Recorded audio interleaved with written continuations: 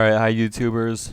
I'm gonna do another video for you guys on the two knights defense. One that doesn't have anything to do with the Traxler Gambit and the lines we showed before.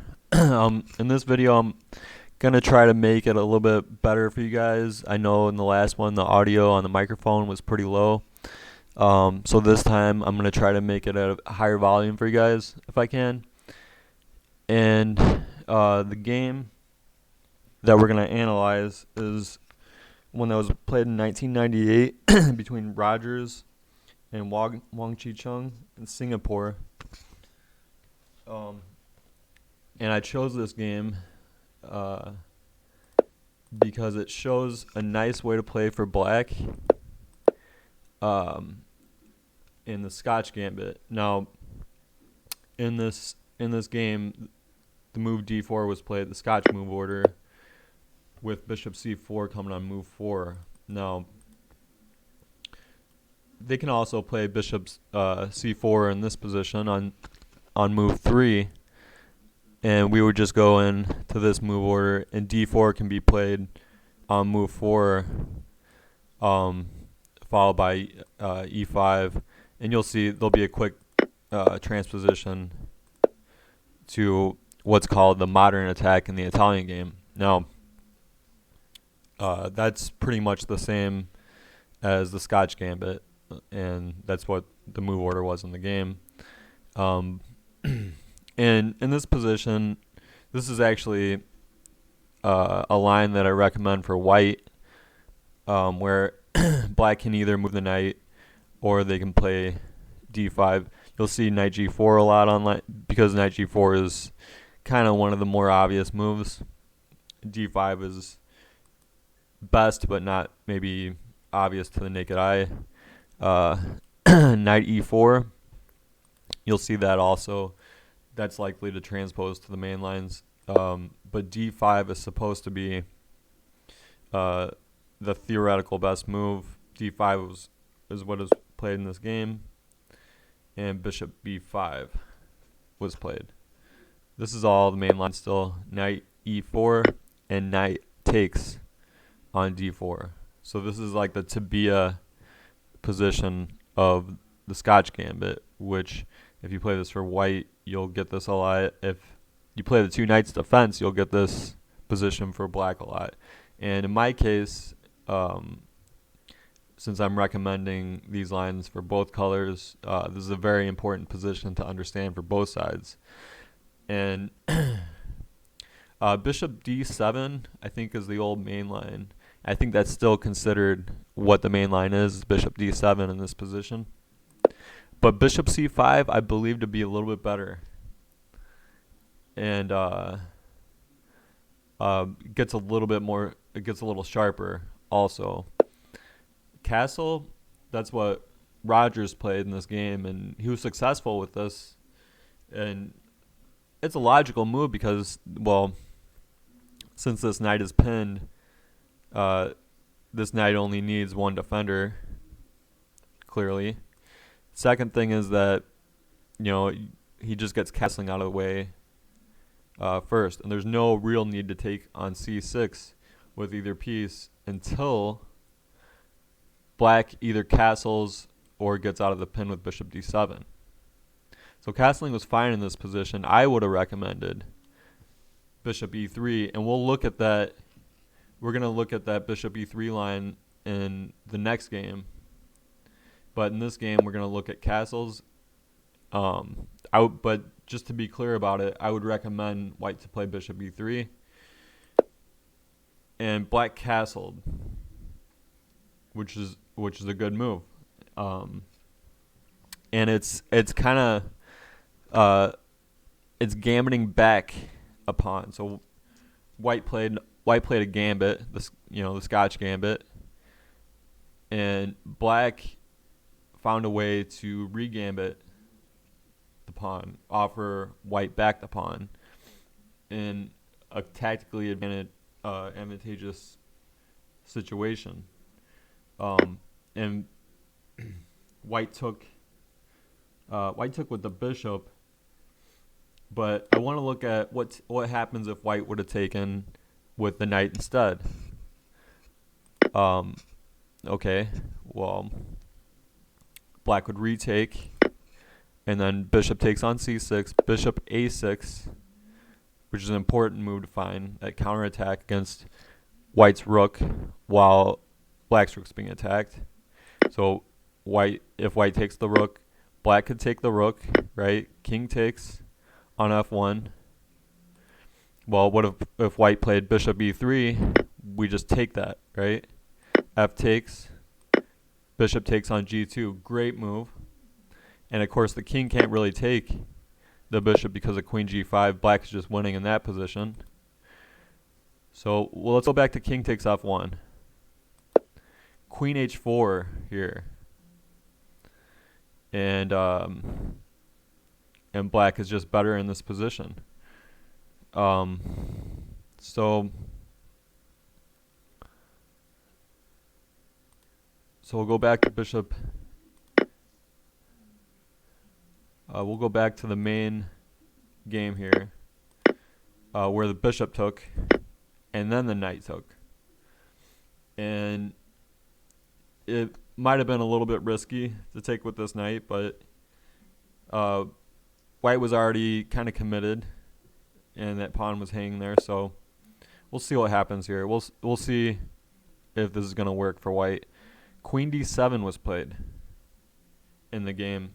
Another move that might be possible here is queen h4, just for a practical chance. Maybe not as good as queen d7, but queen h4 does ask white some interesting questions. Queen d7 was played in the game, knight d4, and queen e7 here. So move the queen twice. So, but now black is attacking the e pawn. So bishop f4 defends that.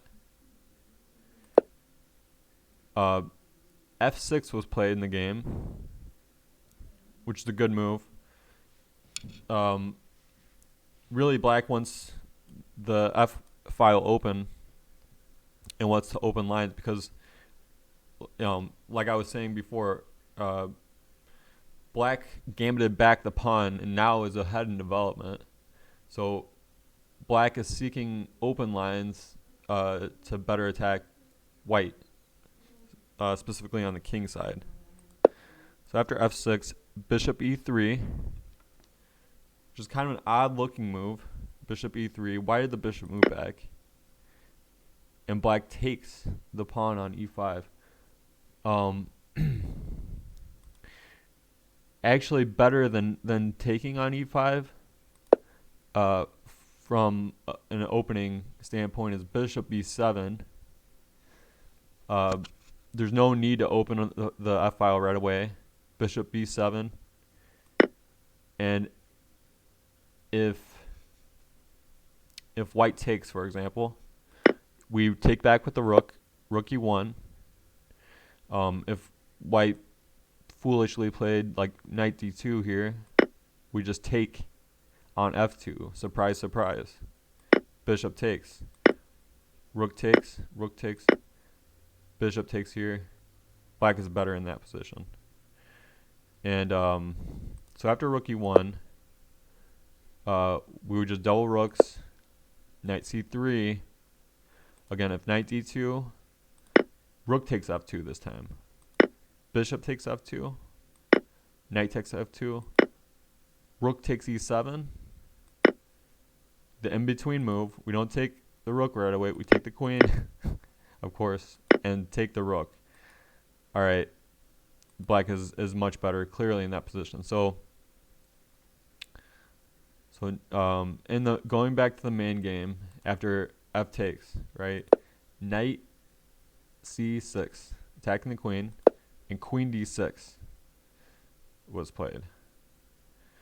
So this is this is what was played in the actual game, and you'll see. I mean, white's strategy was successful, and but it looked like black had a better development, at least in this position. But after queen d6, bishop takes c6, queen takes d5 check, bishop or queen takes d5, queen takes d5, knight e7 check. That was white's trick to win back the material. And after king h8, knight takes d5, bishop b7. Now, knight c3, c6, knight c7, knight takes on c3, b takes c3. Rook moves out of harm's way. Knight e6, rook f to e8, knight c5, attacking the bishop. Bishop c8, rook a to b1. Bishop f5, f3, bishop takes on c2. So white doesn't care about the c pawn. Exchanges rooks, rook e1, rook b1. There's a trade, a3, g6, king f2, king g7, knight e7, e4, f4, king f7, knight e5 check. So you can see white starts to gobble up these pawns. Black is backpedaling now and trying to stop white's pawns on the king side, which she does not do successfully. But I just wanted to show you the rest of the game real quick. But the main point I wanted to show in this game, for black, instead of this move taking with the f pawn, you play f6 and then play bishop b7 here, because really white has to take that. I mean, what would happen if white just tried to hold the pawn, something like this, just to turn the engine on for a second? Well, it would fail because of this, this, and this. And this is just a really, if you look at the position closely, there's just too much going on here for black. He can get this battery, right? He has control of the open file. He has control of the long diagonal, and he has a knight in the center of the board. That's exactly what black was shooting for in the position. And just that one, that opening subtlety to get the bishop on b7 first would have made all the difference in that game for black. But I just wanted to quickly show you the rest of the game. Now, going all the way back to this position, and like I said before, bishop c4 is another common move where you'll get the same position after d4 in this position, and this would transpose to our main game.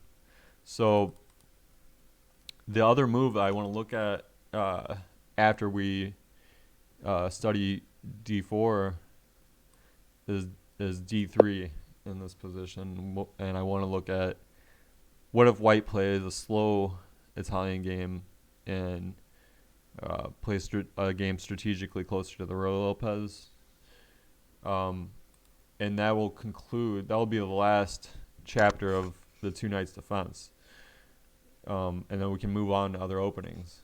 So just to give you a little heads up there, guys. All right, thank you.